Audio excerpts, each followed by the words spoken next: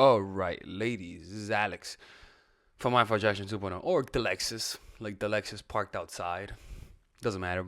And in this video, we're gonna talk about how to get your man to do whatever you want him to do. All right. Now, look, man, don't be evil and manipulative. But then again, it's like telling kids don't eat the candy, right? So let's get started.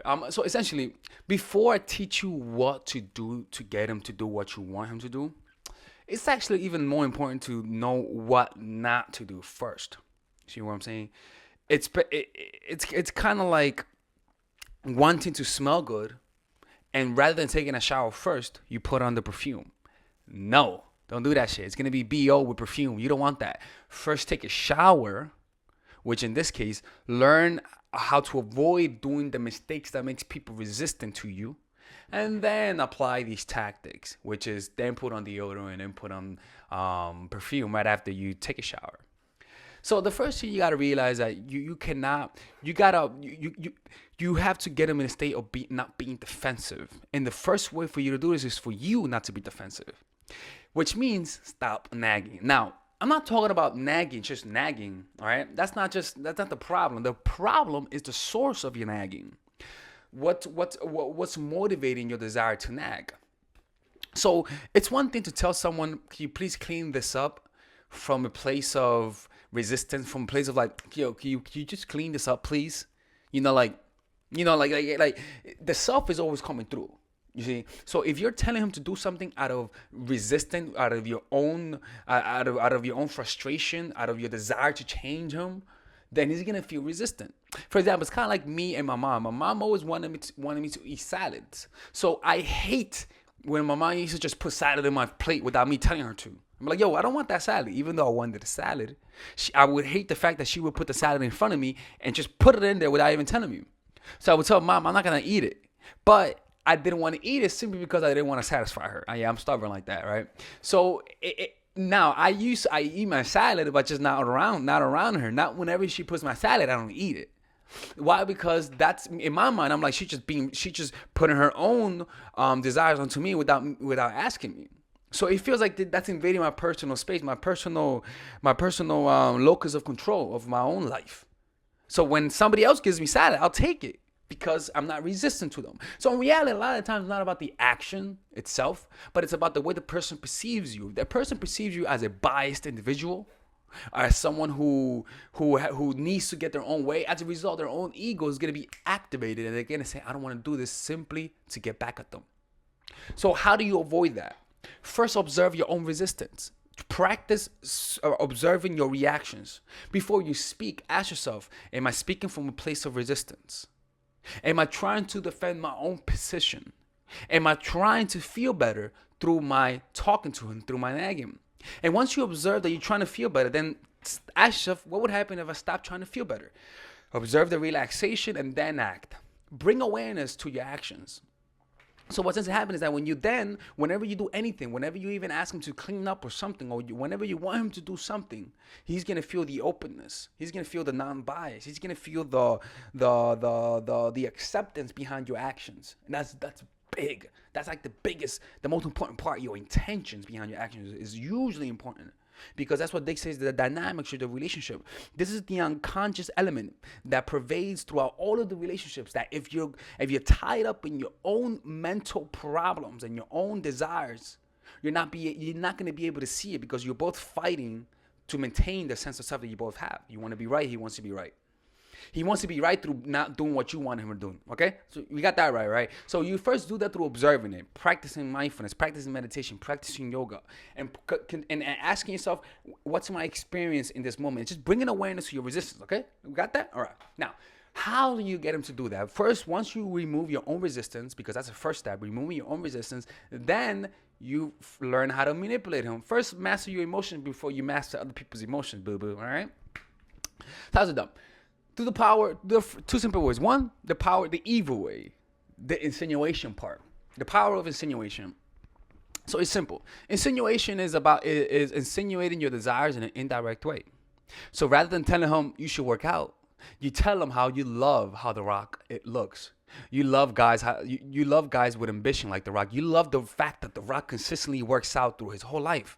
Like you tell them how you find that attractive, and then you change the topic. You see? What, you want him to be more organized? Talk about a celebrity that's organized. Talk about how Will Smith is so disciplined, how you find that so attractive, and then you change the topic. Let me tell you this. This one girl I used to talk to, she got me working out because she used to tell me that she loved big muscles on guys, and because her ex-boyfriend he used to work out a lot. So she would tell me, man, I love guys who work out. They're just so hot, you know, the muscles and stuff like that. I still think you're cute. Don't worry about that. I like you. Don't worry. But I just like big muscles on guys. And then she would change the topic and just talk about something else. In my mind, I'm like, big muscles, huh? Some bullshit. Let me look at his Facebook. And this really happened, right? And so it really got me to work out. And remember, she told me, she was like, Alexis, you don't have to work out. Like, I was just saying that just to say it. And I'm like, nah, I want to work out. And it really got me motivated to work out. Yes, it was out of insecurity, but the point is that it got me to work out. It got me to go to the gym. It got me to get in shape.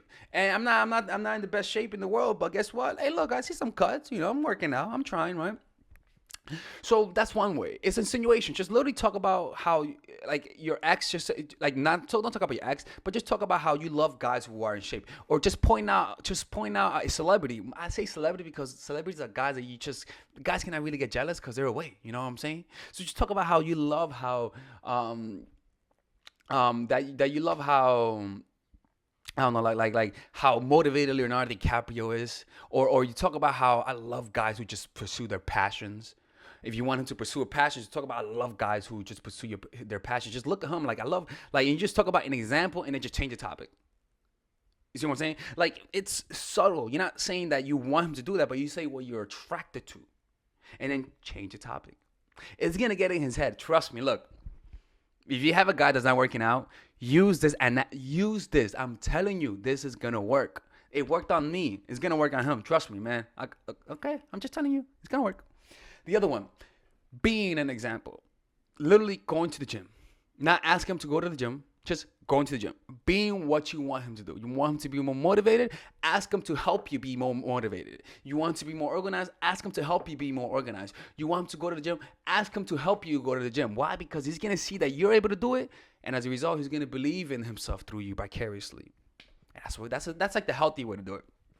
You have the manipulated way, and you have the healthy way to do it. I like the last way because it's actually healthy for you and for him. You see what I'm saying? So these are some of the ways to get your man to do whatever you want him to do.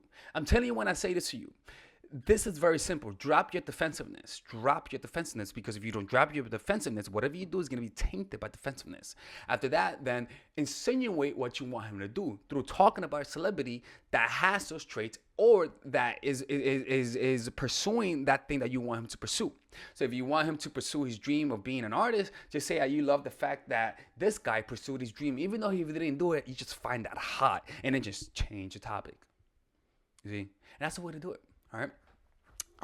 What else? Yeah, and then just be an example. All right. Anyways, it's Alex for Mindful Attraction 2.0. If you guys have any questions, go to mindfulattraction.org/coach in a pocket. If you guys want to, I think that's it. Again, I'm going to be making a video about the seminar in a couple of videos. I'm going to make another one, and then I'm going to make that the last video.